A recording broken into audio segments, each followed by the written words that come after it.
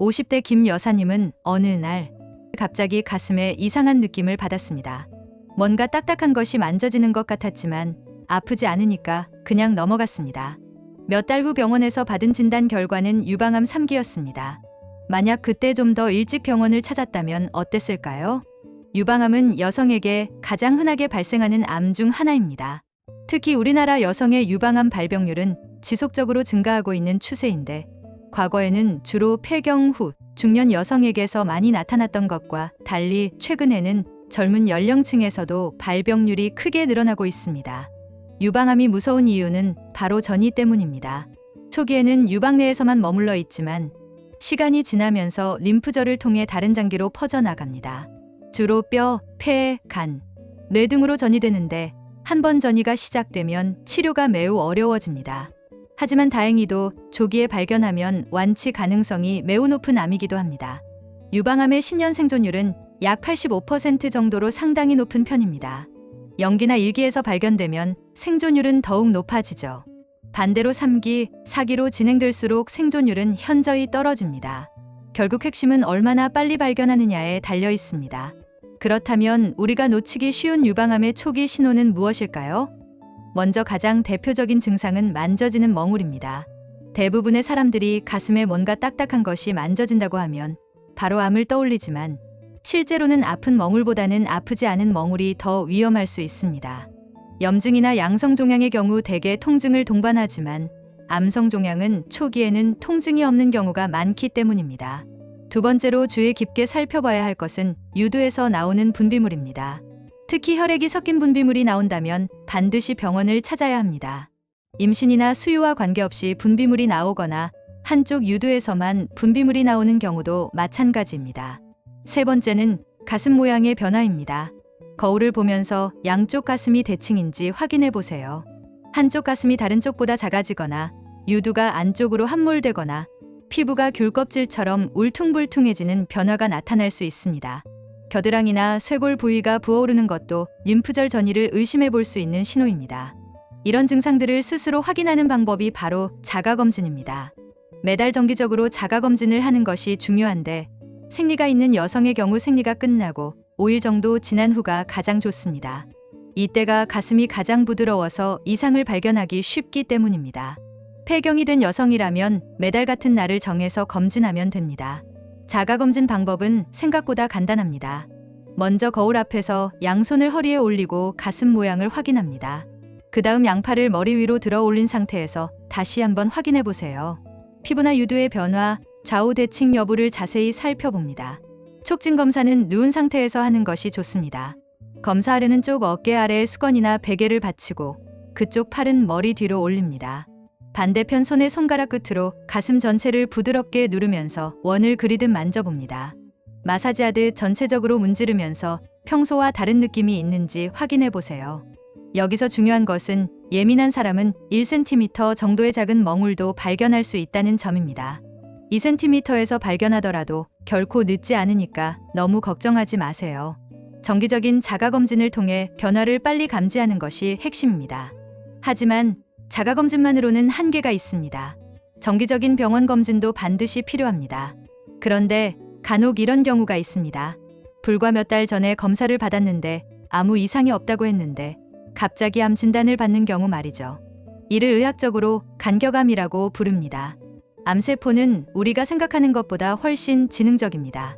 환경에 적응하는 능력이 뛰어나고 때로는 동면 상태에 들어가서 검사에서 발견되지 않다가 갑자기 활성화되어 급속도로 성장하기도 합니다.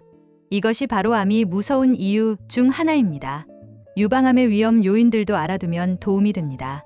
45세 이상의 연령, 가족력, 14세 이전에 이른 초경, 50세 이후에 늦은 폐경, 출산 경험이 없는 경우, 모유 수유를 하지 않은 경우 등이 위험 요인으로 꼽힙니다. 또한 치밀한 유방을 가진 여성이나 유방에 양성 종양이 있었던 경우에도 발병 위험이 높아집니다. 유방암이 다른 부위로 전이되면 어떤 증상들이 나타날까요? 가장 흔한 전이 부위는 뼈입니다. 뼈로 전이되면 심한 통증이 나타나는데 이 통증은 일반적인 근육통이나 관절염과는 다릅니다. 강도가 예사롭지 않고 점점 심해집니다. 특히 척추뼈가 아프다면 뼈 전이를 의심해 봐야 합니다. 뼈 전이가 진행되면 골밀도가 떨어져서 작은 충격에도 골절이 일어날 수 있습니다. 심한 경우 척수신경을 압박해서 대소변 장애나 팔다리 마비까지 올 수 있습니다. 뇌전이의 경우에는 두통이 주요 증상입니다. 또한 시야에 이상이 생겨서 물체가 두 개로 보이거나 찌그러져 보일 수 있습니다. 언어 장애가 나타나기도 합니다. 폐로전이 되면 지속적인 기침이나 호흡곤란이 나타날 수 있고, 간으로 전이되면 복부 팽만감이나 황달 증상이 나타날 수 있습니다. 이런 전이를 예방하는 가장 확실한 방법은 역시 조기 발견입니다. 유방암은 영기에서 발견하면 거의 100% 완치가 가능합니다. 영기는 암세포가 유관이나 유선 안에만 있는 상태로 아직 다른 조직으로 침범하지 않은 단계입니다. 1기에서도 생존율은 매우 높습니다. 하지만 3기, 4기로 갈수록 림프절 전이가 심해지고 다른 장기로의 전이 가능성이 높아집니다. 4기는 이미 다른 장기로 전이된 상태로 이때는 완치보다는 생명 연장과 삶의 질 개선에 치료 목표를 두게 됩니다. 유방암 환자 중 약 10%는 처음 진단받을 때부터 이미 전신전이가 된 상태로 발견됩니다. 또한 초기에 적절한 치료를 받은 환자 중에서도 약 30%가 추후 전이성 유방암으로 진행할 수 있다고 알려져 있습니다. 이것이 바로 치료가 끝난 후에도 정기적인 추적 관찰이 필수인 이유입니다. 유방암 치료 과정은 환자와 가족들에게 큰 시련입니다. 수술로 인한 신체적 변화, 항암 치료와 방사선 치료의 부작용, 그리고 무엇보다 심리적 충격이 매우 큽니다. 많은 환자들이 치료 과정에서 우울감과 절망감을 경험합니다. 하지만 포기하지 말아야 합니다. 의학 기술의 발전으로 유방암 치료 성적은 지속적으로 향상되고 있습니다. 새로운 항암제들이 개발되고 있고 개인 맞춤형 치료법도 발전하고 있습니다. 무엇보다 조기 발견하면 충분히 극복할 수 있는 질병입니다. 일상생활에서 유방 건강을 지키는 방법들도 있습니다. 규칙적인 운동과 건강한 식습관을 유지하는 것이 기본입니다. 과도한 음주는 피하고 금연하는 것이 좋습니다. 적정 체중을 유지하고 스트레스를 잘 관리하는 것도 중요합니다. 특히 중년 여성의 경우 호르몬 변화로 인해 유방암 위험이 높아질 수 있으므로 더욱 주의가 필요합니다. 호르몬 치료를 받고 있다면 의사와 충분히 상의해서 이익과 위험을 잘 따져봐야 합니다. 가족력이 있는 경우에는 유전자 검사를 고려해 볼 수 있습니다. BRCA1, BRCA2 같은 유전자 변이가 있으면 유방암 발병 위험이 크게 높아지기 때문입니다. 이런 경우 예방적 수술을 고려하기도 하지만 이는 매우 신중한 결정이 필요한 부분입니다. 결국 가장 중요한 것은 조기 발견입니다. 정기적인 자가검진과 병원검진을 통해 작은 변화도 놓치지 않아야 합니다. 40세가 넘으면 1회 2년마다 유방 촬영술을 받는 것이 권장되고 고위험군이라면 더 일찍, 더 자주 검사받아야 합니다.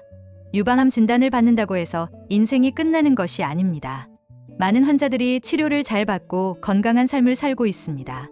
중요한 것은 빨리 발견해서 적절한 치료를 받는 것입니다. 자신의 몸에 관심을 갖고 작은 변화도 놓치지 않으려는 자세가 무엇보다 중요합니다. 혹시 가슴에 이상한 느낌이 든다면 부끄러워하지 말고 바로 병원을 찾아보세요.